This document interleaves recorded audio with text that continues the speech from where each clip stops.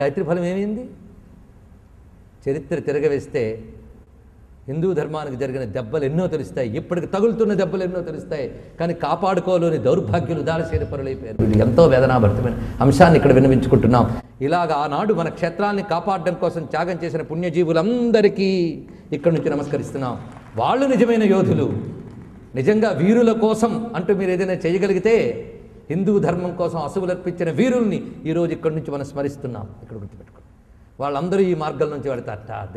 దేవుణ్ణి కాపాడడం కోసం గుర్తుపెట్టుకోండి, ఒక్క జీర్ణించిన ఒక ఆలయాన్ని తిరిగి ఉద్ధరిస్తే ఆ పుణ్యం అంతా ఇంత కాదు. అటువంటి వారిని ఎలా తీసుకువెళ్తున్నాడో చూడండి ఇక్కడ. కనుక వాళ్ళు ఈ మార్గంలో పెడతారు. అందుకే దేవ విధ్వంసమునందు మరణించిన వారు వాళ్ళు పెడతారు. యోగముతో శరీరం విడిచిన వాళ్ళు, సత్పాత్రుల్ని పూజించేవారు, దానపరాయణులు ఉత్తర ద్వారం నుంచి యమపురంలోకి వెళ్తారు. ఇక పశ్చిమ ద్వారంలో వెళ్ళేవారు ఎవరో చెప్తున్నారు. ఇది రత్నమందిర మండితంతో ఉంటుంది ఈ మార్గమంతా కూడా. పైగా అమృతమయమైనటువంటి అద్భుతమైన ఫలములు, కోనేరులు కనిపిస్తూ ఉంటాయి.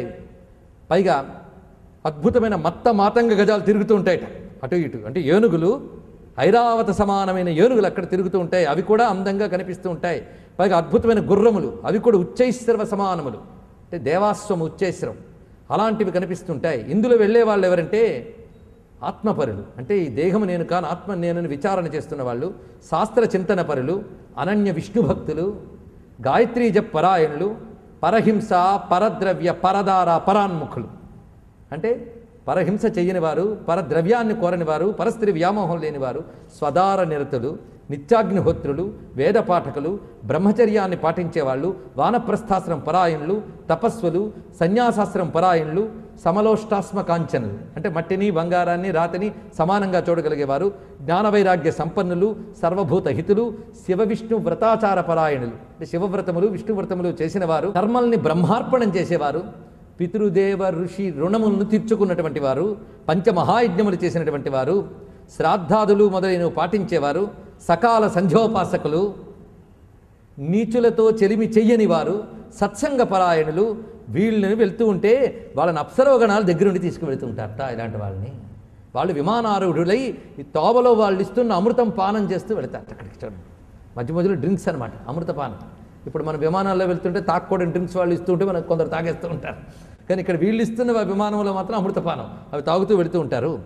యమస్థానాగతాన్ దృష్ట్వా, ఇలా 3 ద్వారాల నుంచి వస్తున్న వాళ్ళని ముగ్గురిని అంటే 3 రకముల వారిని యముడు చూస్తూ లేస్తాటండి ఒక్కసారి ఆసనం నుంచి. మహానుభావుడు తాను లేచి పలుకుతున్నాడు. అంతేగాని అక్కడ ఎవరికి పరిచారకుడు ఉన్నాడులే వాడి తెచ్చి కూర్చోబెడితే నేను వెళ్ళి చూద్దామని లేదు, యముడే వస్తాట. అంటే వీళ్ళు ఎంత పుణ్యజీవులో చూడండి. వాళ్ళ దగ్గరికి వెళ్తాట. యమస్థానాగతాం దృష్ట్వా స్వాగతం వదతే ముహు, వాళ్ళకి స్వాగతం అంటాట. సముత్థానంచ కురుతే తేషాం గచ్చతి సమ్ముఖం, ఎదుర్కోలు పలికి వాళ్ళని తీసుకొచ్చి అద్భుతమైన ఆసనం మీద కూర్చోబెట్టి వాళ్ళకి పాద్యము అర్ఘ్యము ఇస్తాట. అప్పుడు వాళ్ళకి యముడు ఎలా కనబడతాడు చూడండి. తదా చతుర్భుజో భూత్వా శంఖచక్రగదాశిభృత్ పుణ్యకర్మ రతానంచ స్నేహాన్ మిత్రవదాచరేత్. ఎలా ఉంటాడంటే శంఖచక్ర గదాపద్మములు ధరించి నీలమేఘశ్యాముడి కనబడతాడు యముడు. ఇప్పుడు చెప్పండి, యముడు ఎవరు? విష్ణు స్వరూపమే. ఇది తెలుసుకోవాల్సింది. కనుక యముడిని ఎందుకు స్మరించారు చేసింది? ఇప్పుడు యముడు అంటే భయం పోయిందా లేదా? ఆయన అనుగ్రహం ఎంత గొప్పదో తెలుసుకోండి ఇక్కడ. కానీ యముడు ఎంత ప్రేమగా, పైగా పుణ్యకర్మలు చేసిన వీళ్ళందరినీ స్నేహాన్ మిత్రవదాచరే, స్నేహధర్మంతో మిత్రులు గల ప్రేమగా చూస్తాట. వాళ్ళకి సింహాసనం ఇస్తాట, నమస్కారం చేస్తాట, పాద్యార్ఘ్యములు ఇచ్చి చందనాదులు అలది పూజిస్తాట. పూజించి అంటాడు వాళ్ళతో, నమస్కుర్వత భూసభ్యా జ్ఞానినం పరమాదరాత్. ఆయన సభలో ఇంతమంది కూర్చున్నారు కదా, ఎందుకు చెప్పుకున్న సభలో కూర్చున్న వాళ్ళందరినీ లేపి వీళ్ళని నమస్కరించండి, వీళ్ళు పుణ్యాత్ములు జ్ఞానులు, వీళ్ళకి నమస్కారం చేయాలి, నమస్కారం చేయండి అంటట. వాళ్ళందరూ లేచి నమస్కరిస్తారటండి వీళ్ళని. ఎవరిని? పుణ్యజీవుల్ని. ఇందాక చెప్పిన ఋషులు దేవతలు నమస్కరిస్తారు. అప్పుడు ఆయన అంటట వారితో మాట్లాడుతున్నాడు యముడు. భో బుద్ధిమతాం శ్రేష్ఠాః, బుద్ధిమంతుల్లో శ్రేష్ఠులైన మహాత్ములారా, నరక క్లేశ భీరవ, మీరు బ్రతుకున్నంతకాలం నరక క్లేశములంటే భయపడి సత్కర్మలు చేశారు. భవద్భి సాధితం పుణ్యే దేవత్వం సుఖదాయకం, అందువల్లనే మీకు దేవత్వం వచ్చింది.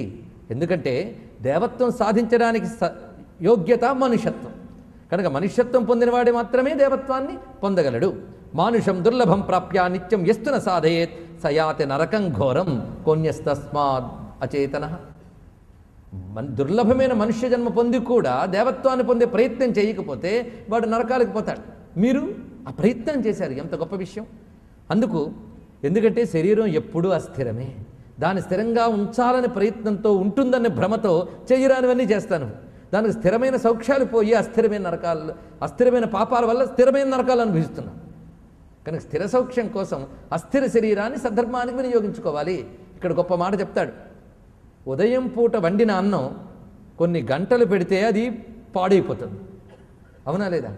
కొన్ని గంటలు వదిలేస్తే సాయంత్రానికల్లా పాడైపోతుంది, మనమే తినలేం.